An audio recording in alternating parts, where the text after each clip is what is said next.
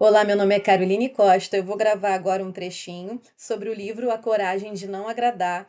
Um trecho tem um diálogo entre um jovem e um filósofo. O jovem diz: Você diz que as pessoas podem mudar e depois dá um passo à frente e diz que todos podem alcançar a felicidade. E o filósofo diz: Sim, todos, sem exceção. Aí o jovem rebate isso dizendo: Eu tenho certeza que se eu perguntar para qualquer pessoa na rua, ela vai concordar. Mas por que todos sentem que querem mudar? E só há uma resposta. Elas querem porque elas não conseguem. E aí o filósofo diz: Então eu vou te responder com uma outra pergunta. Por que você está tão certo que as pessoas não conseguem mudar? E o jovem fala: Eu tenho um amigo que não sai do quarto há muitos anos. Ele tem vontade de sair, até acha que gostaria de ter um emprego. Portanto, ele quer mudar a sua forma de ser. Garanto que é uma pessoa bem séria e poderia ser muito útil à sociedade. Só que ele tem medo de sair do quarto. Se dá um único passo afora, ele começa a ter palpitações, sente os braços e as pernas tremerem. E o filósofo pergunta: E por que você acha que ele não consegue sair? E o jovem fala: Eu não sei bem. Pode ser por causa de um relacionamento com os pais, pode ser por ter sofrido bullying na infância. Aí o filósofo fala: Então você está dizendo que acontecimentos do passado causaram um trauma ou algo parecido, e como resultado disso, ele não consegue sair de casa. Aí o jovem fala: Claro, antes de um efeito, existe uma causa. Aí intervém o filósofo. Então talvez a causa dele não conseguir sair na rua esteja no ambiente doméstico na sua infância. Ele sofreu uma violência dos pais, provavelmente, e chegou à vida adulta sem conseguir interagir com outras pessoas, sem conseguir sair à rua. É possível, não? E o jovem, sim, totalmente possível. Imagino que para ele seja um verdadeiro desafio. Filósofo reflete. Mas aqui então agora está que o aqui e agora é produto de um acontecimento passado, como você diz. A situação assim então não seria estranha? Veja bem, todos que foram vítimas da violência dos pais, quando pequenos, deveriam sofrer então os mesmos efeitos do seu amigo, se tornarem reclusos, ou então uma ideia de que o passado determina o presente e que controla todos os efeitos acabaria estando furada. E o jovem: Então você está querendo dizer que o passado não importa?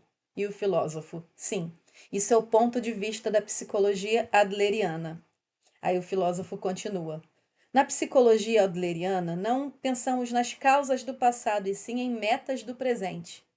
Metas do presente? Sim, você diz que seu amigo está inseguro, por isso ele não consegue sair à rua, mas inverta esse pensamento. Ele não quer sair, por isso está criando um estado de ansiedade. Como assim? Reflita. Antes de tudo, seu amigo tinha a meta de não querer sair à rua. Por isso, ele está criando um estado de ansiedade e medo como meio de alcançar essa meta. E o jovem esbraveja: Isso só pode ser uma piada. Você está dizendo que meu amigo está imaginando tudo isso? Que ele simplesmente finge estar doente? E ele, o filósofo, ele não está fingindo. A ansiedade e o medo do seu amigo são reais. Às vezes, ele pode até sofrer de enxaqueca e cólicas estomacais violentas. Ele criou, então, sintomas para alcançar a meta de não sair de casa. E o jovem: Isso não é verdade, de jeito nenhum, isso é um absurdo. O filósofo então diz: Enquanto permanecermos presos a supostas causas, nós nunca daremos um passo à frente.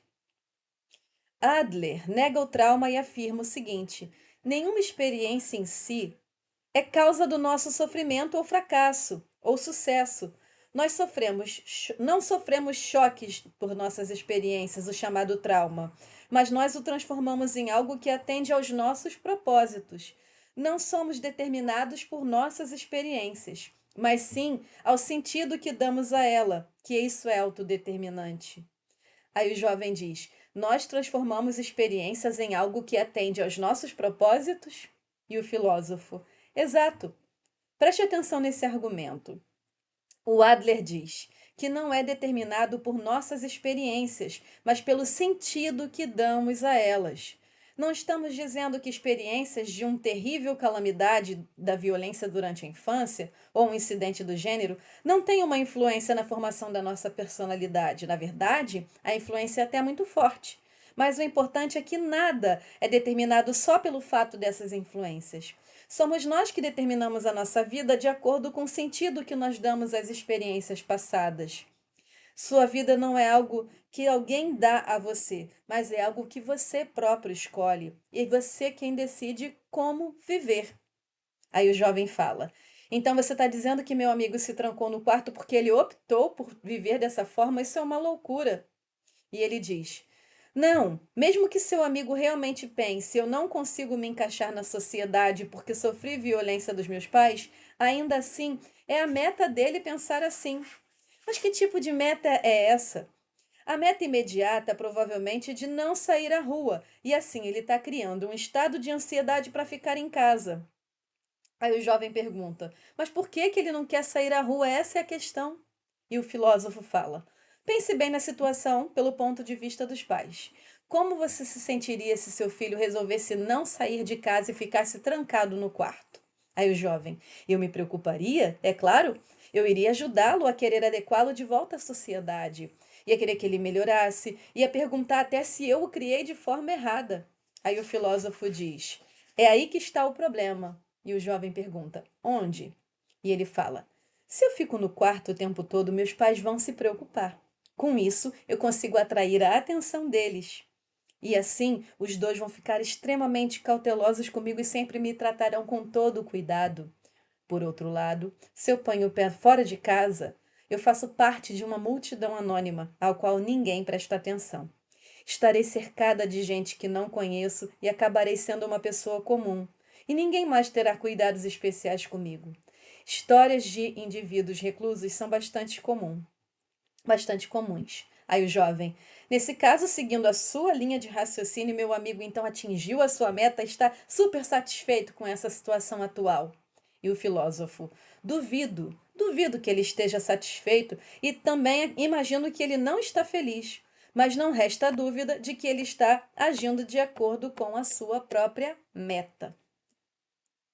Esse é um trechinho do livro que eu gostaria que vocês refletissem e tentassem buscar um pouco se em alguma parte da vida de vocês encaixa.